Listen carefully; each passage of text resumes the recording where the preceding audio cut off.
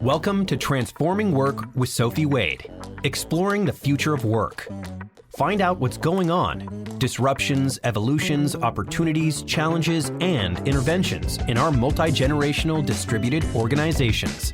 With a new tech and talent focus, discover what you need to know to stay upskilled and relevant and ensure your business keeps its competitive edge. Sophie investigates the promise and reality of the future of work now and as we look ahead. She interviews people who are changing work experiences and practices and shares how we can each transition smoothly and successfully to effective and more productive new ways of working. Hi. This episode is about the characteristics, dynamics, and requirements of the modern business ecosystem, considering the flow of day-to-day, end-to-end operations, the logistics, processes, and activities. With a practical focus, why and where are there blocks and bottlenecks for your business right now? What are core factors to consider as you review employee processes and practices for updating?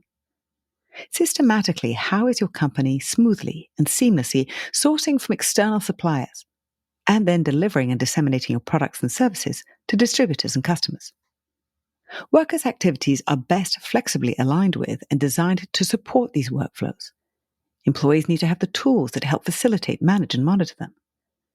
What about how established and emerging behaviors fit with digitalized and now AI-boosted work environments? Which new norms are healthy or harmful for sustaining operations and employees' well-being? I'm delighted to be talking with Dr. John Hopkins, an Associate Professor of Management at Swinburne University of Technology in Australia. He is also the founder of WorkFLEX, which offers online courses, coaching, and training to help workers and organizations successfully transition to new ways of working. Hi, John. How are you? I am very well, Sophie. Great to be here. I start right from the beginning. What did you study and why? What did I study? I might even take it a little bit further back than that. So I actually left school when I was 16 and I did a mechanical engineering apprenticeship at an automotive firm. I remember getting up super early on my bike. It wasn't old enough to drive, to go to this industrial estate. We made parts for cars. So I went to uni a few years after that. Would have been maybe 22, I think. And I studied mechanical engineering with management. Then you do 2 PhDs with a focus on e-commerce. How do you go from mechanical engineering to e-commerce? It kind of makes sense in my head. So I suppose when I left school, I was really interested in kind of design. And I think I was interested in being on the design side of things. I spent 4 years in that apprenticeship, did a few years after that, went to uni. Back then, the word supply chain, I don't think even existed, or certainly it was in its infancy. But in the automotive industry, I did learn a lot about parts and inventory and how things moved around, particularly because I worked for a part supplier. You know, our finished product was a part in a car. You know, it wasn't we sold spares and things like that. So that was another channel for sales. But predominantly, we provided parts for Jaguar, Rolls-Royce, all kinds of other manufacturers. And it really gave me an understanding of how the world was going global or was already global. So it was the fact that we were all pieces in a much bigger jigsaw, if you like.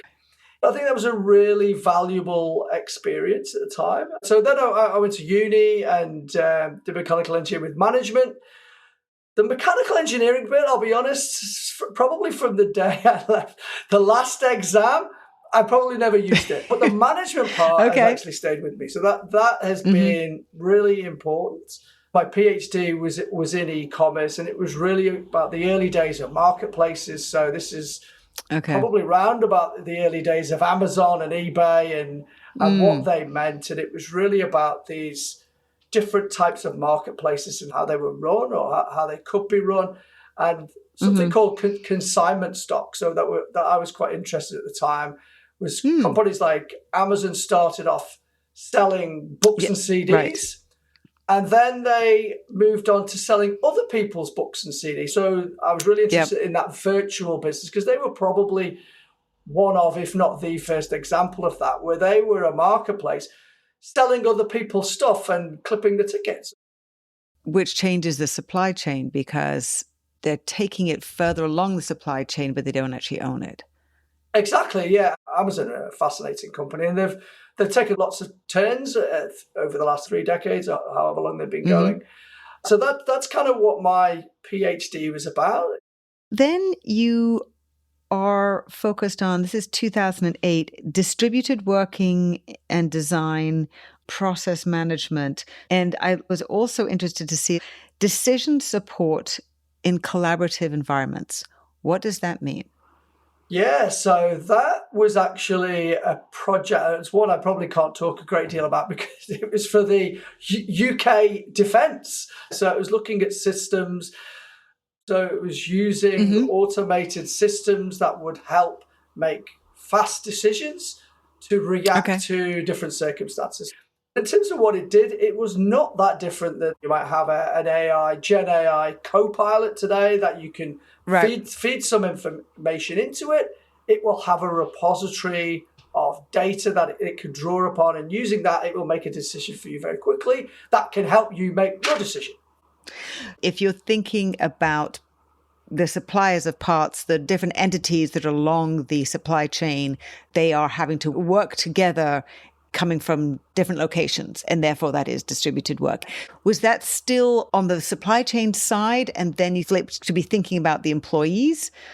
I can tell you exactly when that happened. So that would have been, I think, the end of 2013. And I started work on a logistics project, a supply chain project, which was looking at traffic congestion. We all hate traffic congestion. We're all aware of it. It delays us. And it's complicated. it is complicated, but it also has a cost associated with it. So if you're working in logistics and supply chain, you deliver something late, you can get a penalty for that. There's even stories of if it's late, the recipient can refuse the order and turn your truck around. Obviously, that's very expensive. So I started looking at traffic congestion in Melbourne in the first instance. I was like, hey, why do we have traffic congestion? There's particular parts of the day where it's congested, other parts of the day it's not. And it quickly dawned on me that, well, it's congested because people are all traveling to work at the same time and they're all coming home at the same time. Where are these people coming from? So we got some traffic data, and they're all coming from the suburbs, and they're all going into the city. Okay, well, what kind of jobs are they doing in the city? They're not working in factories. They're working in offices and working in retail, places like that. So we did a bit of an analysis into that, into type of role types that people had in the city. Right. And we found that there was a high concentration of knowledge workers. So a lot of people who were working in front of a screen all day. So this is kind of 10, 11 years ago now. And then a light bulb kind of went on above my head and said, why are these people traveling into a city, sitting in traffic for an hour on the way there, sitting in traffic for an hour on the way back, to sit in front of a device that maybe they've even brought it with them. And blocking the roads for these distributors. Exactly that. And it was a supply chain logistics project to begin with that definitely had an element of environment about it as well. We were interested in this kind of environmental impact, but it really became a huge passion stroke obsession of mine since then. So I was really interested in learning more about, how long have we been doing this? Why do we do it? And obviously, this behavior had been going on for a century, and it had started because the tools of our labor were in those cities. We couldn't work without a printing press or a typewriter or all these things that were grossly expensive and we didn't own them ourselves. We traveled to these places of work because the tools were there to do the work. Yet, 100 years later, we were actually taking those tools in with us and taking them back home again. So that, for me, started this great kind of investigation into why did we do that? In 2009, you left the UK and then you go for sunnier climes. You had an opportunity and decided to move to Australia? Yeah, pretty much. I got into study quite late and I moved into academia late compared to most people in that I'd worked in the automotive industry for 10 years or so. My partner, Yvonne, and I I hadn't had any gap years or anything like that. I'd literally gone from school at 16 to full-time work for 15 years almost. We decided we were going to go and do a world trip. So we both packed in our jobs, bought a round the world ticket and travel around the world. Okay. First time, during that trip, we spent 4 months in Australia, traveling around in a camper van. We both really liked it. Oh, fun. Thought if an opportunity ever arises to go out and spend a bit of time, do some work there, we'd go for it. Returned back from that world trip. I took up a job in Scotland, in Glasgow, Strathclyde Uni. A couple of months later, saw a job in Australia. Applied for one job, was very lucky to get that job. So this would have been 2008. Now, even if you were interviewing somebody from the same city, you'd probably do it online. But sure. they flew me across the world for a kind of 45-minute interview. I was lucky enough to get it. I got a job at a university called Victoria University. We came over for a year, but we're still here. Teaching and writing, it looks like that you're mostly focused on the supply chain and outsourcing and logistics. There's also some social media marketing thrown in there, which I'm not quite sure how that works. Within that supply chain, you're carving out time and energy to think about the distributed working, because December 2019, you set up your own company in parallel to your academic work, which is called WorkFLEX Australia. What caused you to decide to launch a company to do that? It's interesting you mentioning some of these things, because I'd forgotten about them myself. We talk about distributed working, talk about supply chains and social media. My interest is the technologies, even with supply chains. I'm interested in the tools, really, in terms of how the collaboration and communication happens between the supply chain partners. I'm still interested in the technology today, which allows distributed working. And I was very interested about how organizations used social media, so as a channel to connect with potential customers, but also, to gather information. And the birth of WorkFLEX, so that happened just before the pandemic. And the university that I work at now, Swinburne, just outside Melbourne, they used to do this thing called an innovation fellowship. Every year, one person from each faculty was awarded with this fellowship, and it essentially bought out their time for 1 day a week. And the idea behind that is potential for commercialization of academic research. I'd done quite a bit of research by that time, maybe six years or so of research into flexible and remote working or teleworking or telecommuting. And I thought, hey, this is, I think the world is heading this way slowly, but I think that this is growing. More and more people are getting access to flexible work arrangements. I think I might be able to help because I've got the potential to provide training and provide data and whatnot. So that was the kind of original idea for WorkFLEX. And I applied for this innovation fellowship. I ended up getting it. So that fellowship was for 2020. And of course, like 3 months later, kind of all hell broke loose with the pandemic, and flexible work arrangements became a huge thing. I went into that fellowship with this rough idea for a business, and I thought I would have a year to work on it, and I'd have this extra day a week. And then, of course, the pandemic happens. There's huge demand for the kind of information that I had, but I hadn't had time to really build anything that I'd wanted to do. But I did get around to building a site where I could store some of my paper and media and things like that. And also, I began my first foray into developing online courses. My full-time job is still an associate professor of management for Swinburne. It's still my side hustle.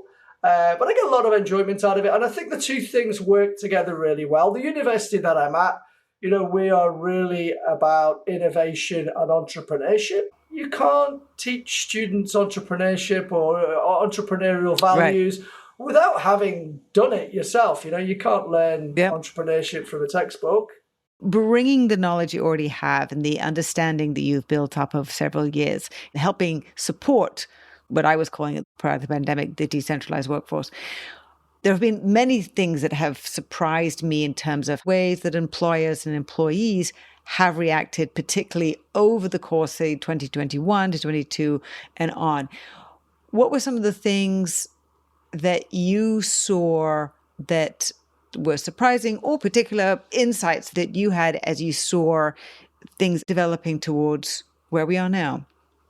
Oh, look, so many things. The first thing is the fact that flexible and work arrangements were certainly on the agenda, even at state level here. I know that there's a lot of support at that time from the New South Wales government in particular. Those companies were really interested in having flexible work arrangements, but it was always in what was called the too hard basket. It was never at the top of the agenda for them. Right. Then a pandemic came along and everything was done in a week. Right. So it proved to me, and probably more importantly to them, it was possible. All along in the years before that, it could have been done if there was enough motivation to do so. But faced with an emergency and pending disaster, it was possible. And I think organizations adapted pretty quickly, and a lot of them already had the tools. Anyone who had Microsoft 365 at the time, we all had Teams, but people didn't use it. I wouldn't contemplate using it at that time to have a meeting with someone in the same city or even building, which happens now. Right. The next thing that surprised me is how quickly attitudes around that changed. It was quite often I would need to fly to Sydney for a meeting, for like a 30-minute or 60-minute meeting. People just wouldn't do that now. I'm still a believer in face-to-face. I think there's still a role for that, particularly building relationships with colleagues and with customers and clients. There's still a role for that in today's society, for sure.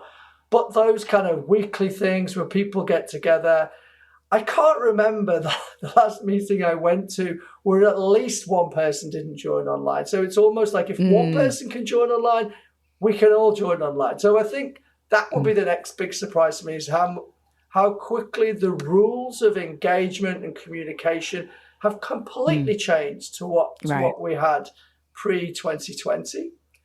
I'll maybe just give 3 points. So I say that the third one for me is 2024 has been a really big landmark year in that I think even those people who were, not like using the word stubborn, but potentially the most stubborn people in terms of thinking things were going to go back to the way they were, I think even they have now kind of admitted defeat in that hybrid is here to stay for the foreseeable future at least, and things are not going to go back where there's this widespread 5 days a week, 40 hours in the office, everybody in. Certainly not in Australia. I can't speak for everywhere in the world. I'm sure there will be cultural differences and how much time people spend in office will differ country to country, but it's firmly embedded here in Australia, and it kind of works.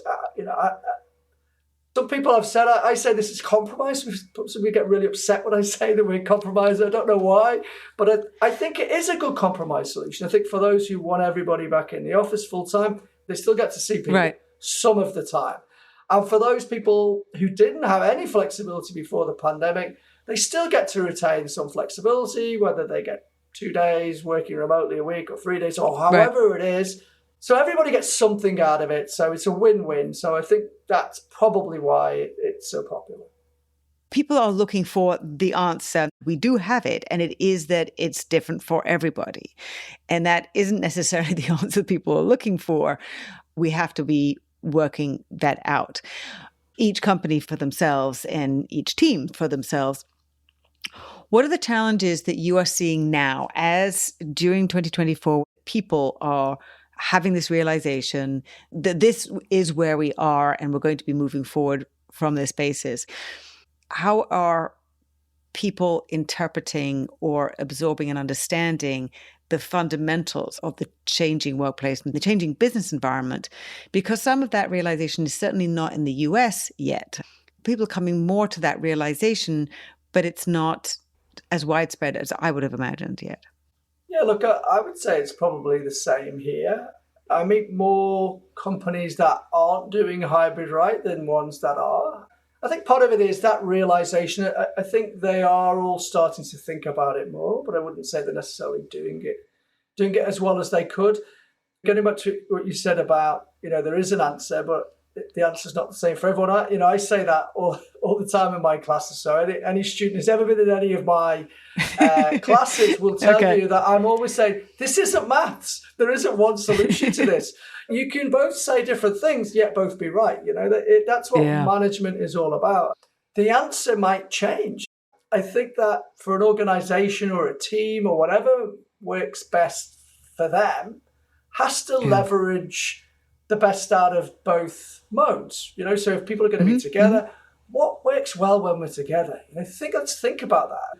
I mean, I know from the research that I've done that everybody agrees certain things work remotely, and everybody thinks certain things work well when we're together. Let's not have these mandates that just say 2 days or 3 days or whatever with no further thinking or justification behind that. That's going to upset everybody. I think if you're going to have a mandate, I'm not necessarily saying you should, but if you do, it needs to include what people are going to be doing on those days that they are coming in to justify them being there. Because what gives hybrid a bad name is that when you have these mandates, and of course they're always accompanied with a big fanfare and media and everything, and then people come to the office and there's nobody there when they're there. And then they end up doing stuff that could have easily done at home, or they sit in Zoom meetings with other colleagues who aren't in the office with them. And then they start thinking about all the time it took them to get there and how much it cost and all that, and they have a bad experience. So I think that we need to get away from just thinking about a number and start thinking about what the work is that the people are doing and how often they should come together based on that, not based on anything else. And of course, that number's going to be different team to team, And I don't even think perfection is possible for this, but aim for something that works and include the people. You can't do this. Quite often speak to businesses and I'll say, what? So what did the team say? Oh, we haven't asked them. Or, we had a pulse survey. When was that? 2 years ago. Oh, well. That's not going to help. Exactly. The landscape has changed so much. The ship has steadied, I would say, over the last year. I'd say, obviously, there was so much flux between 2020 and last year. Everything was going up and down. And look, the blue touch paper still gets lit every time there's a media story about return to office. It still gets column inches. I know. It's still a topic. It's clickbait stuff. It really is. And there are people holding out or finding that the transformation required is difficult. It is. And going to some of the related work that you're doing, not thinking about hybrid, but thinking about the design of work and how we're working, which is what really that's about. Because it's not just about where people are and when they're coming in and who's going to be in the office.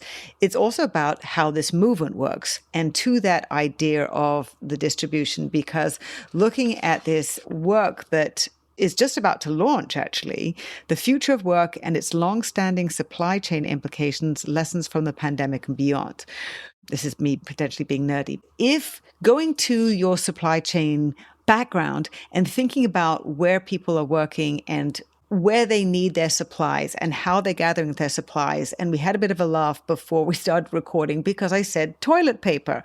Because when I looked at this, I remember for the first couple of months of the pandemic, and there was all these issues around the world, in fact, about toilet paper. And at the time, I was confused about it. So I'd love you to explain the genesis of this call for research that you've put out there and how you see all these elements interacting and impacting us, because this looks really significant. It changes how our entire ecosystem works, not just so much because of hybrid, but because all of the different elements of how we're working along the supply chain are changing in tandem because of technology and, again, not just because of where people are working. Yeah, thank you. So I'm a guest editor on this special issue for the International Journal of Logistics Management. So it looks at the people side of supply chains. the pandemic has been a great case study for many, many things, but I would say supply chains must be near the top of the list. Prior to the pandemic, I was at an event or I was at a barbecue or something, and somebody asked me, "Oh, you're an academic, what do you teach?" I'll say supply chain management. It would either have a reaction where somebody got really excited, or they were completely glazed over. Turn away. Never anything in between. It was completely polarizing. People either knew it and they got it and they were passionate about it, or they had no clue, or it was truck driving. Particularly, you mentioned logistics. People just think of truck driving. Right. When the pandemic came along, I was Mr. Toilet Paper for a little while in Australia. It was a really big story. Yep. And it really brought home what supply chains were all about for many people, because they turned up at the supermarket and there was no toilet paper. So they started to question, because I think most of us, we turn up at the supermarket, we take it for granted that everything we need is there all the time and that's it. Right. But only when there's a disruption do you actually realize what a complicated process it is to get everything there all the time. And it was visible, there were aisles just completely empty. And I'm sure we've all seen those media stories of people fighting over the last toilet paper and everything. That was just driven by behavior. People didn't suddenly start using more toilet paper. Instead of going and buying 2 weeks worth of toilet paper or whatever it is you would normally buy on a weekly shop, people were buying 3 months worth of toilet paper because they thought that they might not be able to buy it again. So that was infectious and everybody started panicking. Everybody started doing that. So what happened was, in the supply chain, where there would normally be so much toilet paper in the factory or in the warehouse or in the trucks or on the supermarket shelves or in the distribution center somewhere, there was so much toilet paper in people's garages, under their stairs, because they were frightened. They were stockpiling because they felt that there wasn't going to be any, for whatever reason. So now going forward, obviously, hybrid is here to stay, but hybrid is also still in flux. It's not just that people are still working out what their hybrid model is going to be. There's so much more that is in flux in terms of how we're working in AI. How can you integrate enough flexibility into the supply chain? This special issue that we have, I suppose the real driver or catalyst for this particular topic, obviously, for me personally, this is the marriage of my two research passions. So it's perfect for me. Yep. It's supply chains and it's flexible work. And I think where the idea first came from, certainly in my head, was that during the pandemic, we all experienced delays or shortages of products, because there were supply chain delays. There were delays in goods getting to the port. There were delays in goods getting to, into trucks or whatever on a global scale. Now, we use the term supply chain shortage, but if you kind of scratch the surface and look a little bit deeper, the supply chain shortages were created by people not being available. It was a labor shortage, because what would happen is people would catch COVID. It was the height of the pandemic. Then they had to isolate. Then they couldn't go to work. So what would happen is there would be a shortage at the warehouse or the distribution center or the factory where they made the products or the ports where they load them from the trucks onto the ships. So we talk about supply chain shortages, but really it was a people shortage. So that for me was a perfect combination of topics for something that I was interested in. So along with my colleagues who are guest editing this journal with me, it was that looking at putting these two topics together. So looking at flexible and remote work and flexible work arrangements and how that can impact and benefit supply chains. And let's remember that almost every organization has a supply chain. So everybody plays some part in a supply chain somewhere along the line. And that also flips back to the traffic in Melbourne that was potentially blocking trucks. And so when we're optimizing for all of this, when we're really thinking about where everybody is, particularly working with other organizations, there can be an optimal flow of people and trucks and goods so that it all is smooth sailing. There's also the other piece of it, which really came out of the pandemic, which was diversifying where supplies are coming from, both internationally in terms of where things was being sourced and problems about those supplies getting through, and then also domestically too. I imagine that you've been seeing that new desire to be creating more flexibility, more options along the supply chain, right? I suppose that for the second part you mentioned, it comes down to risk management. And it was fascinating to see this particularly at the start of the pandemic when COVID was something that was happening in China. Okay, so before it kind of spread to the rest of the world, we've all seen pandemics in the past. From afar, a lot of the time, we'll read about these terrible pandemics in other parts of the world and they don't reach our shore. So it doesn't have as big a personal impact on us. So at that time, we didn't know how big this was going to get. And there were examples then where, and this really is risk management 101. So this is, this is full on supply chain. You would probably learn this within the first couple of hours of the first day of learning about supply chains. Okay. But when you learn that you have a manufacturer and they have suppliers, you would have maybe 2 or 3 suppliers for each component or ingredient or whatever business you're in. And we saw that huge companies, we're talking people like Apple, they would have a supplier for one component, and that was in China, and they would have an alternate supplier for the same component, but it was also in the same region. It wasn't real redundancy, yeah. Now it didn't matter in the end because it's the pandemic spread globally anyway. So no matter where they would have had the alternate source, it would have been hit at some point anyway. For a hugely successful company like them, and they weren't the only one to be doing that, I think it kind of, again, that was probably a light bulb moment for them where they thought, hey, let's maybe have a different supplier in a different country for that part. And then if it happens again, we have some level of protection. And what you mentioned before about, where people are and what we're doing, that's another thing that's really dawned on me since I've been doing this research, particularly since the pandemic, is that cities, countries are built around people and what people do, where people go. And so I've been involved in a lot of projects in areas that I don't really know a great deal about, and I wouldn't have even thought that flexible and remote work would have an impact on it until now. And I'll give you an example. So I worked on a project for a state water authority maybe 2 years ago now.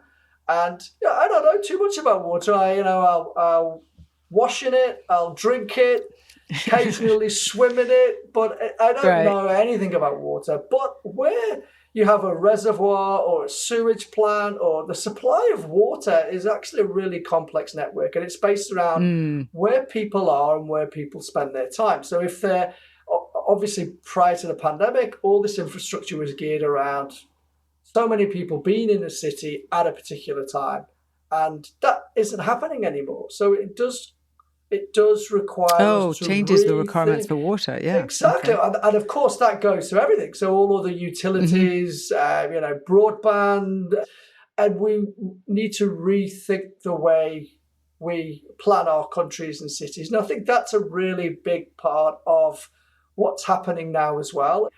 From a commercial perspective, there's a big push to get people back into the cities for that reason, is that there's so much investment already being made into this physical infrastructure that surrounds our cities, is that they want people in the city for that reason. And people don't want to do it because they're already enjoying this flexibility. Their lives are better.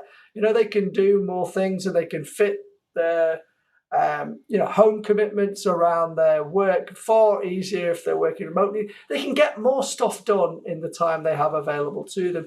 So it's a big investment for them to go and do that. So they don't want to do that. So I think we're still struggling with that. We're still tied to the past in that respect.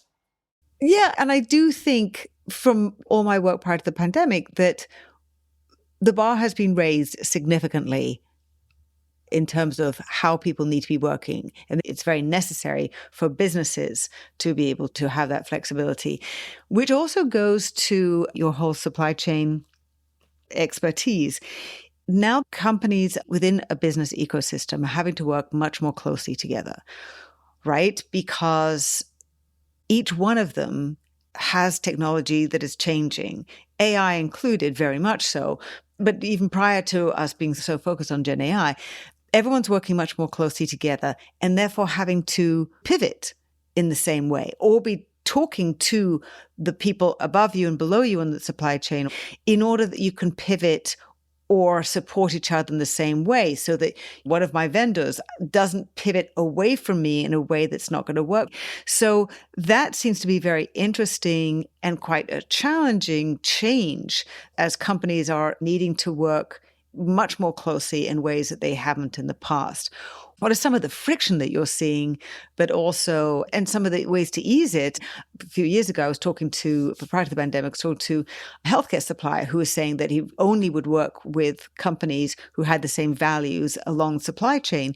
And that was really important for him so that they could be working together very closely and also serving their ultimate customers, who are the patients, according to their values. What are the challenges that people are facing and how are they getting around this? I see this as being something very different. I think the main challenge for supply chains can be scale. I think if you look at, I'll use automotive, it's usually a good example. If you're making cars, you may have 1,000 different suppliers for the parts that you use.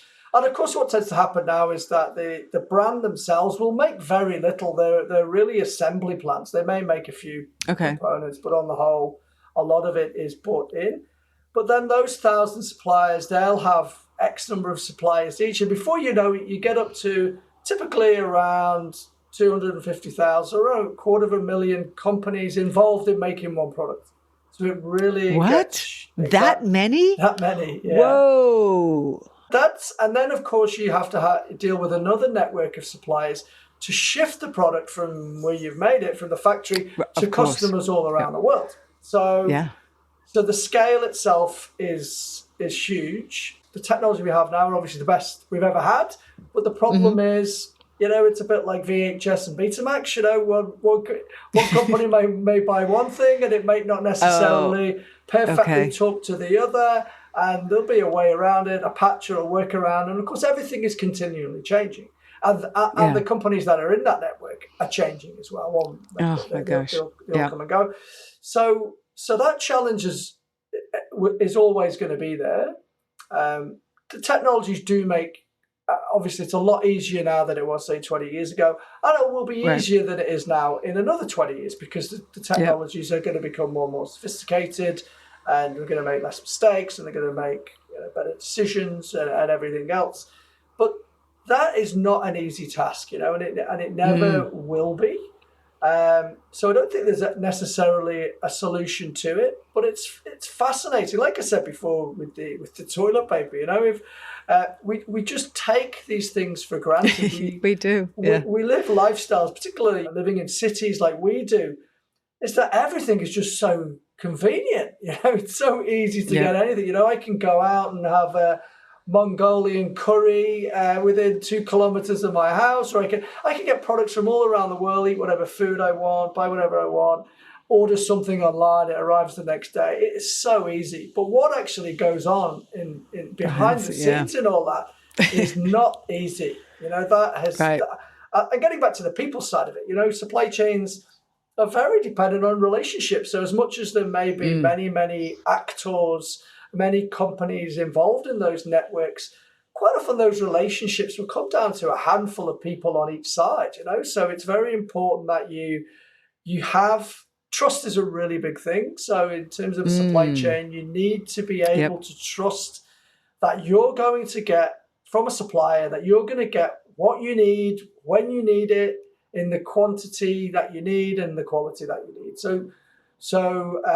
And of course, trust can be eroded very quickly if you're let down a few times. And again, I use this analogy with my students. Cars are a really great example to use because it's quite a big supply chain. They have a lot of different parts.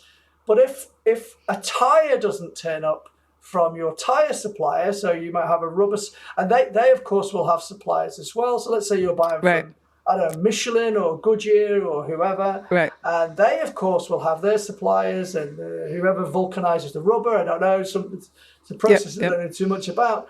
But if the tires don't arrive, you cannot sell cars. Okay, the infrastructure is not there that you can shift them from the factory and pop the tires on later. That's just not going to happen.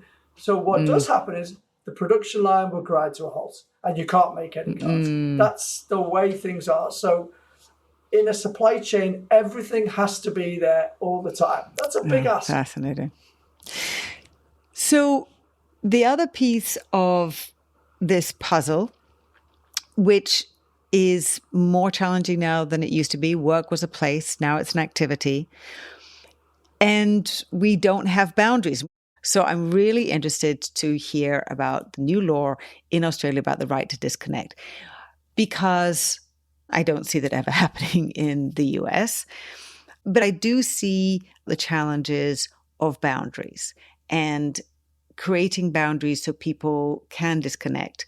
And Portugal puts it on the employers. They have to refrain from contact, whereas the Australian one is the right to disconnect.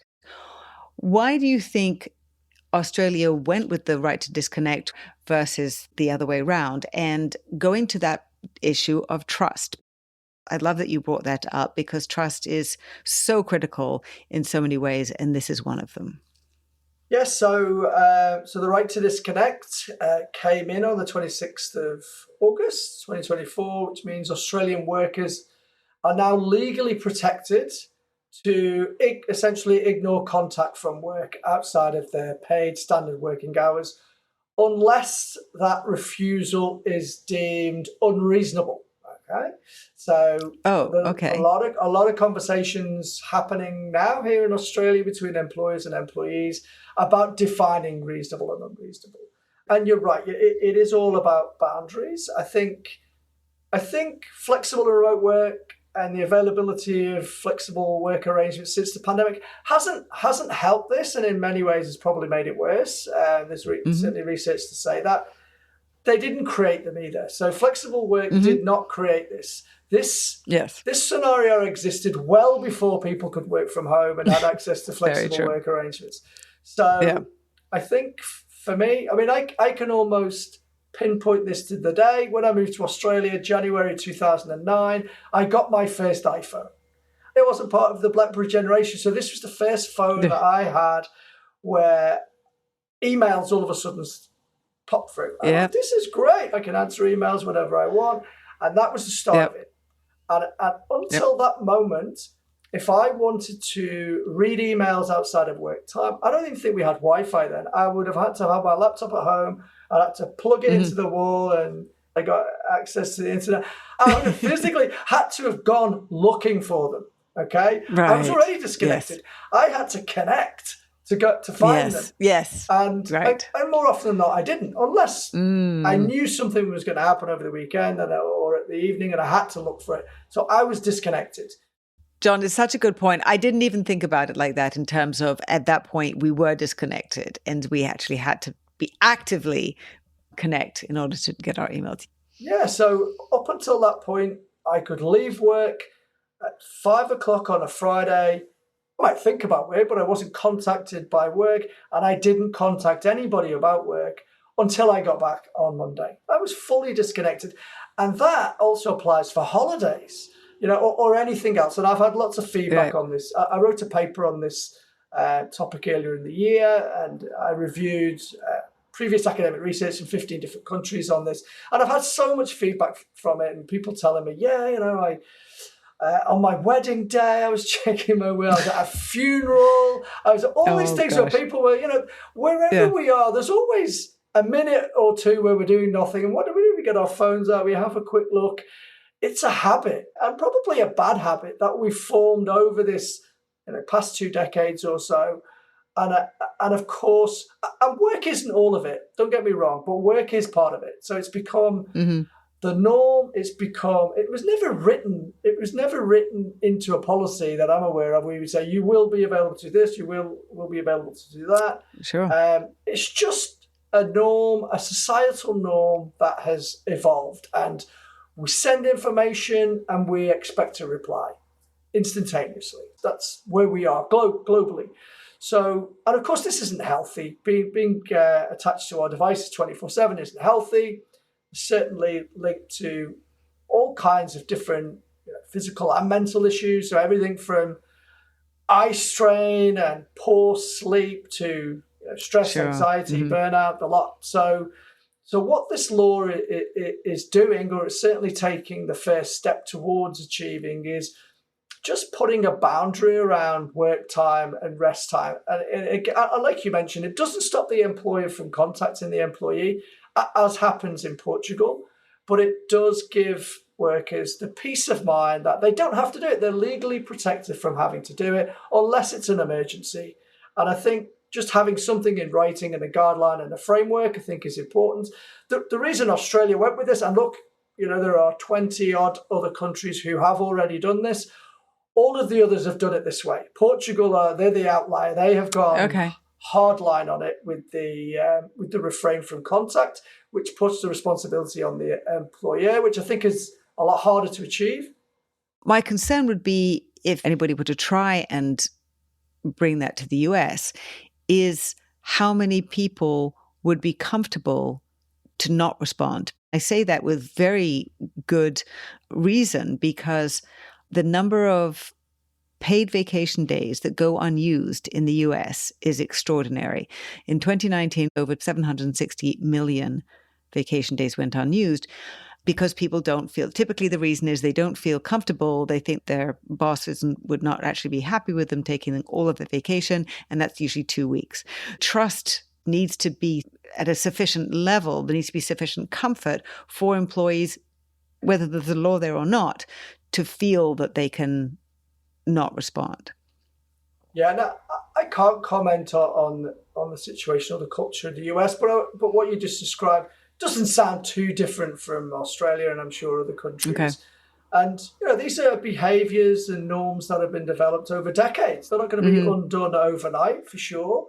It's been overwhelming, the response to this law, and I've done a lot of interviews over the last few days on it for everybody from the BBC World News to Al Jazeera so even on an international level, this Right to Disconnect in Australia is attracting attention, and the more attention it attracts, the more conversation that's going to happen. Before it was introduced in France in 2017, there were fears for productivity, not being able to contact workers outside of hours, productivity is going to fall, it's going to be terrible. And that wasn't realised. And the France's law is very similar to Australia in that it doesn't actually stop the contact if it's an emergency. So employers can still contact their employees if something goes wrong and they need to catch hold of them. If there's a huge IT outage on a global scale, they can still contact their IT workers. Right. If you run a restaurant and the chef calls in sick, or you need to ask the other chef if they can still do that. That it's not stopping them doing that. In the first instance, it just gives those workers that peace of mind or the confidence to not monitor or respond outside of work hours. So that is a step towards changing those behaviours and norms that have been established. But hopefully in the long term, what else will come of this is maybe a reduction in that unnecessary contact that does happen on a day-to-day basis. And, we mentioned technology quite a bit, and we have tools already that can help with that, even with email like Microsoft Outlook. We can delay the delivery and we can send messages at a time that's convenient for us that don't arrive until the following day when people are within their paid working hours again. So I would hope that although this new law isn't explicitly aimed at that I would hope there is some overflow that leads to that as well. I only knew of France. I did not know that there were 20 other countries that have this law. Are there other laws or particular regulations that you think would be helpful to better establish a reasonably flexible framework for new ways of working because of our digitalized businesses as we move forward, obviously AI is changing so much, we're not quite sure at all how that's going to evolve. What do you sense or anticipate as being potential building blocks or elements of a framework that could be down the pike?